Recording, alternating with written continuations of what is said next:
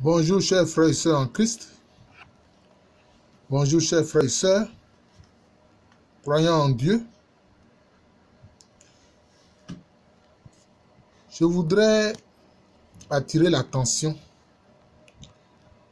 spécialement des chrétiens et des croyants sur une phrase du Seigneur.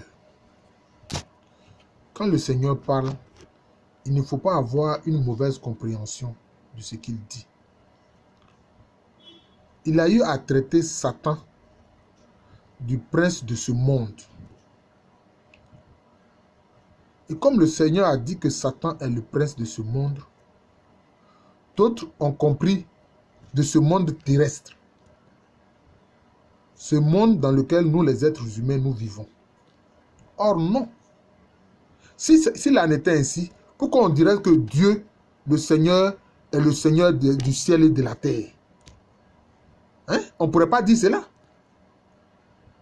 Hein? Si le monde dont Satan est le prince là, c'était la terre, mais en ce moment, on ne peut plus dire que le Seigneur est le Dieu du ciel et de la terre.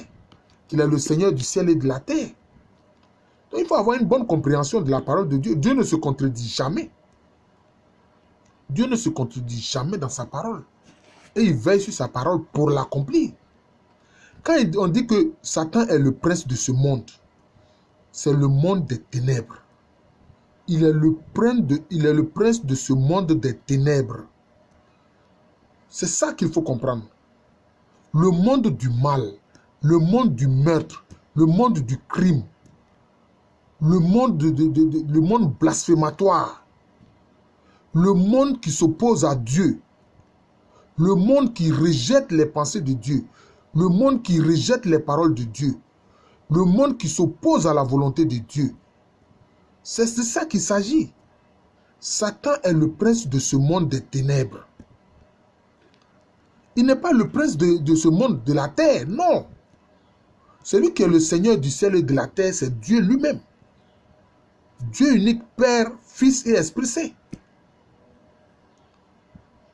Vous comprenez? Il ne faut pas que les gens aient une mauvaise compréhension. Et quelquefois, certains même disent, ah, comme on dit que Satan est le prince de ce monde-là, donc nous, on va s'abandonner dans ses mains. Si cette terre-là est comme ça, il va faire ce qu'il veut de nous. Ah non. Dieu est le Seigneur et le Dieu du ciel et de la terre. Il règne dans les cieux, il règne sur terre. Voilà.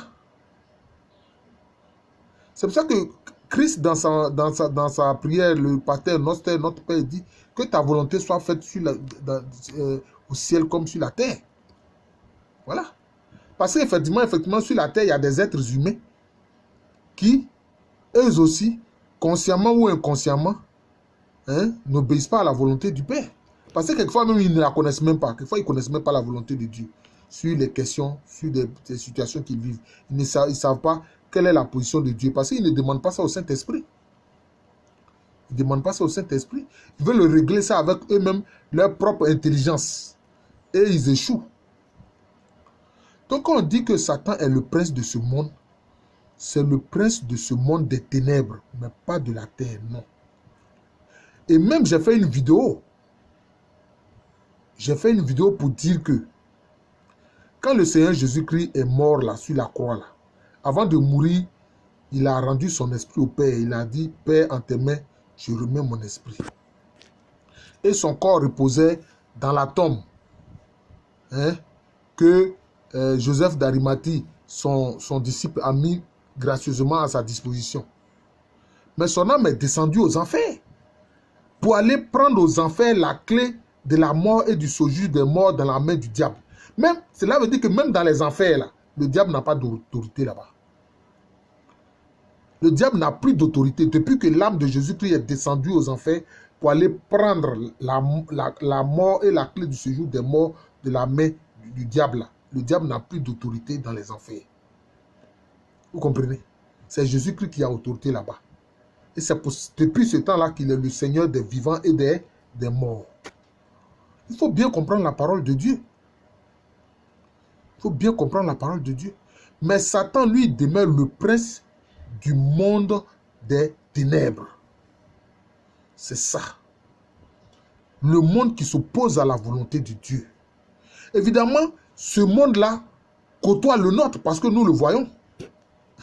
Nous le voyons. Quand vous voyez des êtres humains, Dieu dit l'homosexualité est une abomination. Et ils disent non, et ils vont faire ça.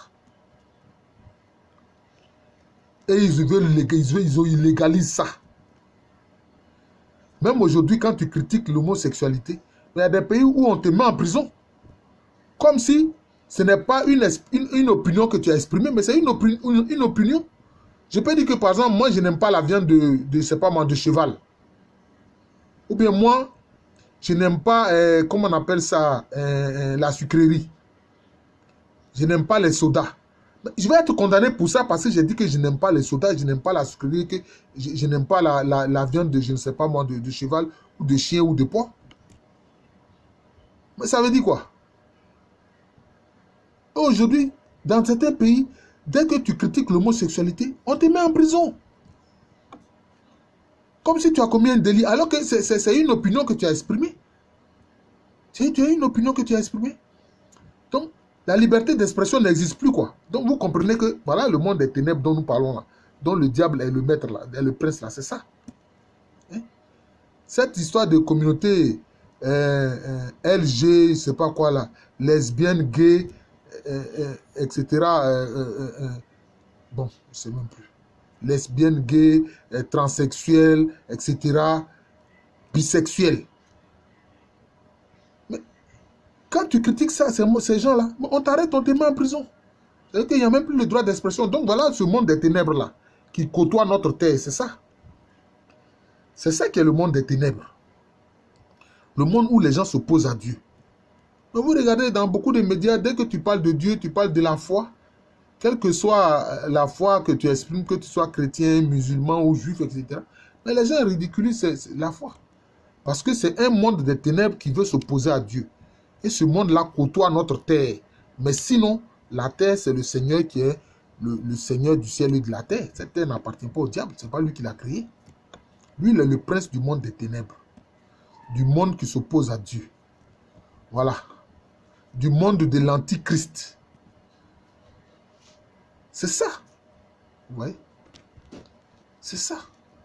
Ce monde qui fait la promotion de la mort. Alors que Dieu dit, je suis la vie. Et le Saint-Esprit est l'Esprit qui donne la vie et disent non, eux ils veulent la mort. Donc, c'est l'euthanasie. Ils veulent trouver le moyen de convaincre les gens. Bon, si tu n'es pas trop content de ta vie, bon, écoute, mais il faut mettre fin à ta vie. Hein? Et puis ça, on peut t'aider à mettre fin à ta vie d'une façon douce. Voilà. Il y a des médecins pour ça. Ils vont te faire une petite injection et puis tranquillement, tu t'endors dans la mort, tranquille, tu es parti. Comme si, quand on meurt, que l'âme quitte le corps, l'âme ne peut pas avoir de tourments. Mais l'âme même aura plus de tourments que le corps n'a eu. Ah oui. Parce qu'au moins, quand l'âme est revêtue de ce corps-là, au moins, ça lui permet de résister mieux. Mais quand l'âme n'est plus dans le corps, quand tu es dans des tourments, tu seras dans des tourments. C'est le cas de l'épisode dans la Bible où Jésus parle du pauvre Lazare et du riche. Quand le riche est mort, là, son âme était dans des tourments. Il a vu Abraham de loin et dit, mais Père Abraham, pardon, demande à Lazare de venir mettre une goutte d'eau sur ma langue. Cela veut dire que l'âme peut être dans des tourments. Et ils font la promotion de la mort, donc de l'euthanasie. Et ils font la promotion de l'IGV, c'est-à-dire l'IVG, l'interruption volontaire de grossesse. Et ils disent que c'est normal. Mais quand on comptabilise l'interruption de grossesse, l'interruption volontaire de grossesse dans le monde, mais ça fait des millions et des millions de morts. Quand on comptabilise ça à la surface de la Terre, mais ça fait des millions et des millions de morts. Même la Première Guerre mondiale et la Deuxième Guerre mondiale associées n'ont pas produit autant de morts. Mais là, c'est des morts qui passent sous silence parce que ce sont des fœtus, des bébés qui sont tués. On ne voit pas ça. Vous voyez? On ne voit pas ça. Et on dit que non, c'est fœtus, donc ce n'est pas l'être humain. Ce n'est pas la graine là qui devient l'arbre. Si tu as détruit la graine là, elle peut devenir arbre. Vous voyez? Donc c'est ce monde des ténèbres là. C'est de ce monde des ténèbres là dont Satan est le prince. Avec tous les démons avec qui il gouverne. Y compris des êtres humains parés, y compris des démons parés d'être du corps humain. Et d'humains aussi qui collaborent à cette œuvre et à ce projet du diable. Donc, je vais me résumer pour terminer pour dire, Satan n'est pas le prince de la terre. Il n'est pas le prince de ce monde de la terre. Il est le prince de ce monde des ténèbres. Voilà. C'est ça qu'il faut retenir. Il ne faut pas faire de confusion. Voilà. Il faut retenir ça. Le Seigneur de l'univers, le Seigneur des cieux et de la terre, c'est Dieu lui-même, c'est le Christ. Voilà. Mais Satan, le diable, c'est-à-dire le diable, c'est-à-dire celui qui divise les gens. C'est lui qui est le prince de ce monde des ténèbres. Le monde des ténèbres, le monde du mal. Voilà. Le monde de l'injustice. Voilà. C'est ça. Je vous remercie. Je suis le frère Jean de l'amour de Jésus et à l'état civil, je suis le professeur Alukwamberene. Merci encore et bonne journée.